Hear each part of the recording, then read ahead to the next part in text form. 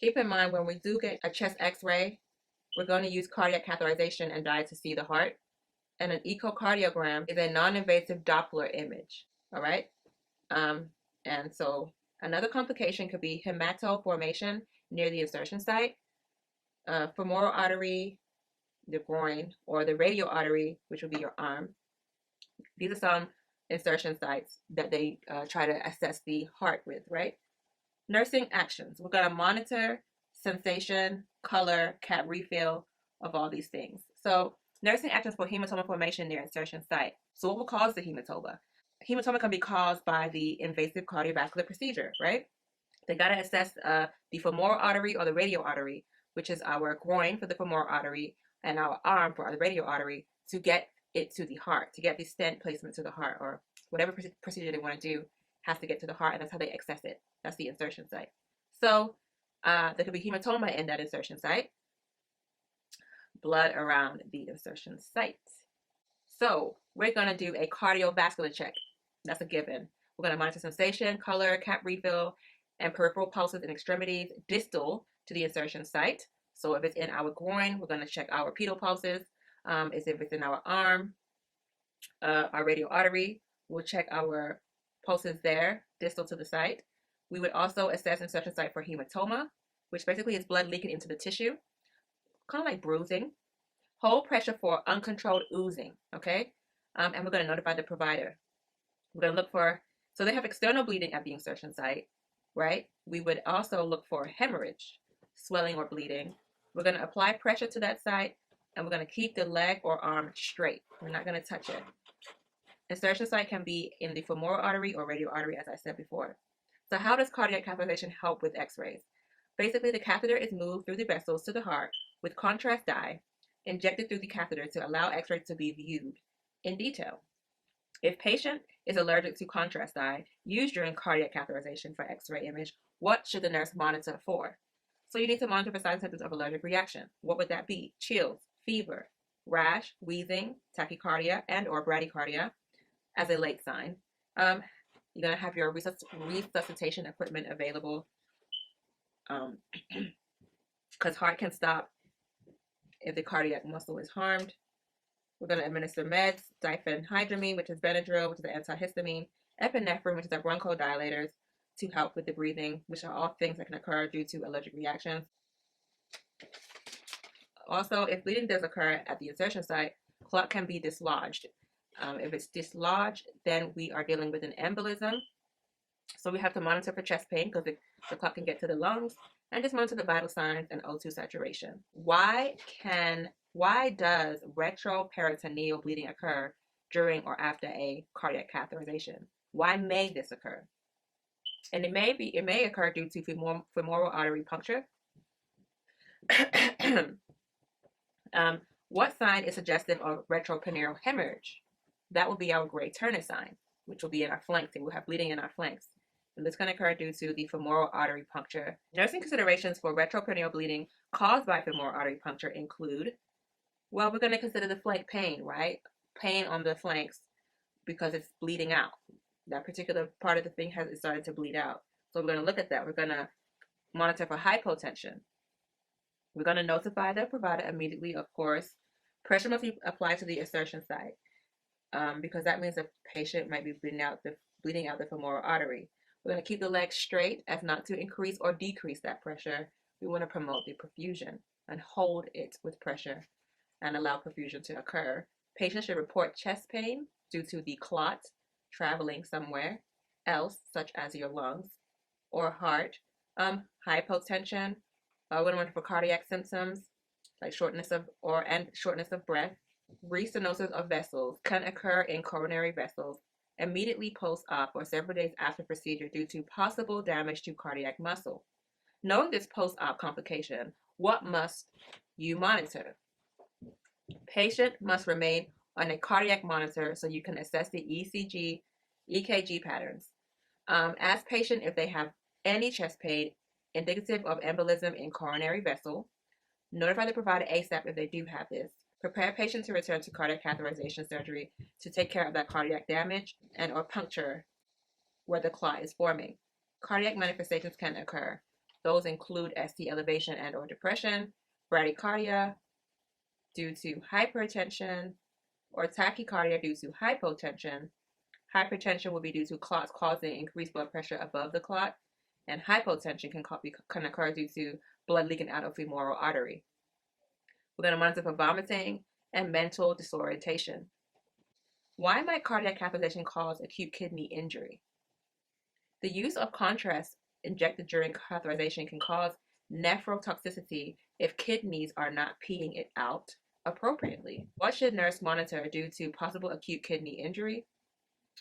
We need to monitor the urine-specific gravity, which should be 1.010 to 1.030. Urine output, I would say like 30 minutes per hour is normal. BUN, 10 to 20. Creatinine, 0.5 to 1.2. Electrolyte levels, such as potassium, 3.5 to 5. Sodium, 135 to 145. And promote oral and IV hydration, because we got to flush out that dye, right? That can cause problems with the kidneys if it's not peeing it out, because it's renal toxic. Invasive surgical procedures that aims to restore vascularization of the myocardium, heart muscle, performed to bypass an obstruction, such as atherosclerotic plaque or heart septal defects, is known as what? These are coronary artery bypass grafts. More than 50% blockage of coronary artery with blockage inaccessible to angioplast, which is the balloon, and or stenting. So it's too much blockage, so we got to use another form of allowing the perfusion to occur. It says more than 50% blockage occurs. We'll go ahead and use the coronary artery bypass graft. Who would need a coronary bypass graft? Somebody with more than 50% blockage, right? More than 50% atherosclerotic occlusion that can't be accessed by stent or angioplasty or balloon. Somebody who has unstable angina, which is pain at rest.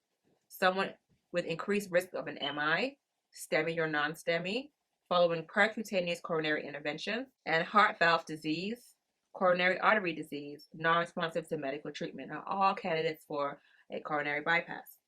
Coronary bypass can have some of the same manifestations as someone getting a percutaneous coronary intervention, such as our atherectomy, stent, and angioplasty. So the same as the other one, you have chest pain that can occur with or without exertion. Pain can radiate to the jaw, left arm, through the back, to the shoulders. Effects can increase in cold weather or with exercise. Other findings can include dyspnea, nausea, fatigue, and diaphoresis. And you have changes on the EKG, bradycardia, tachycardia, hypertension, elevated blood pressure, vomiting, and mental disorientation. Coronary bypass can be done as an emergent procedure or planned procedure. How can you prepare a patient for this surgery? So, pre-op actions. We're going to verify informed consent has been signed. Anything invasive requires informed consent at all times and all ways. Make sure the patient understands the procedure before signing. 2, we're going to confirm chest x-ray using cardiac catheterization to inject dye, and EKG also. Make sure they're available. We're going to complete baseline assessment, level of consciousness before going into surgery. We're going to monitor the risk factors for surgery and complications. Maybe they may have diabetes, hypertension, or a stroke, a clot to the brain. And so we need to monitor these things going into surgery to be more wary of complications after surgery. All right, we're going to administer meds. What kind of meds? Anxiolytics, like benzodiazepines. The central nervous system suppressant. We want to take care of any anxiety the patient may have, as we do not want tachycardia, right? We're trying to suppress the system and put less oxygen demands on the heart, right? We're going to have a prophylactic antibiotic to decrease the risk of infection during the invasive procedure. We're going to have anticholinergics to stop the peripheral nervous system from working, so that the peripheral nervous system increases metabolism, right? The digestive system occurs at rest when you're sleeping. So anticholinergics stop the peripheral nervous system manifestations. It stops a lot of fluids from being secreted. It stops, there's a thing it's called can't eat, can't spit, can't pee, can't see, can't spit, can't it. part. Anyway, that's our anticholinergic. So they stop the peripheral nervous system from working. We know the PNS system is increases metabolic activity to help with digestion. We need all that to slow down, and so we give them one of those. Also, we're going to monitor vitals. We're going to make sure the family is included. Always family-centered patient care, and assess both clients and patients' anxiety levels. So after the coronary bypass, they need to do cough and deep breathing exercises. Like, honestly, after any kind of surgery, they want to encourage cough and deep breathing exercises because that helps our lungs. And what's the most important thing in our body? O2. O2. And who takes care of the O2? Who gets the lungs? So we want to make sure the lungs are healthy. We're working it out because they were just put under, right, for their surgery. So we need to make sure that we got the muscles activated again. So they're going to do some cough and deep breathing exercises after surgery as soon as possible to strengthen those lung muscles and increase O2. They're going to split the incision site, which is the chest, right, when coughing and deep breathing, so suture doesn't tear, as always. The same with an abdominal surgery as well. We're going to perform arm and leg exercises. Arms and legs, okay? We're going to report chest pain, which is expected. They're going to report chest pain, which is expected post-op. So this provides some pain meds for that. Endotracheal tube is used as part of the ventilator to help lungs breathe while heart is going under surgery, such as coronary bypass. So we're going to monitor endotracheal tube and ventilator. Also, post-op after coronary bypass, the person will not be able to walk while endotracheal tube is in place, which is from our ventilator, right? So know that. You will see sternal incision and maybe leg incision, depending on where they got the coronary bypass done. Promote ambulation ASAP. 1 or 2 mediastinal chest tubes will be placed, right, after they get this coronary bypass done, to get rid of all that blood, that bleeding that occurred right there, right? Because when you do the bypass graft, you're cutting things open to create a new port for the blood to flow. So yes, we're going to have bleeding occurring, and we got to get rid of that blood, right? So how are we going to get rid of it? With our mediastinal chest tubes, all right? And that will drain the blood from the pericardial space. Indwelling urinary catheter will be placed until patient is off the ventilator and is mobile. Pacemaker wires will be in place, which is needed post-op to help control heartbeat, because patient's heart will be in bradycardia during and immediately post-op to conserve energy. Remember, patient is at risk for coronary damage and is taking meds like lorazepam, an anxiolytic, which suppresses the central nervous system. Heart may take a while to reboot, so a permanent pacemaker may be put in place 5 days after surgery to allow for early mobilization and early discharge. Now, also post-op after coronary bypass, the hemodynamic devices will be in place to monitor blood pressure using pulmonary artery catheter and arterial lines.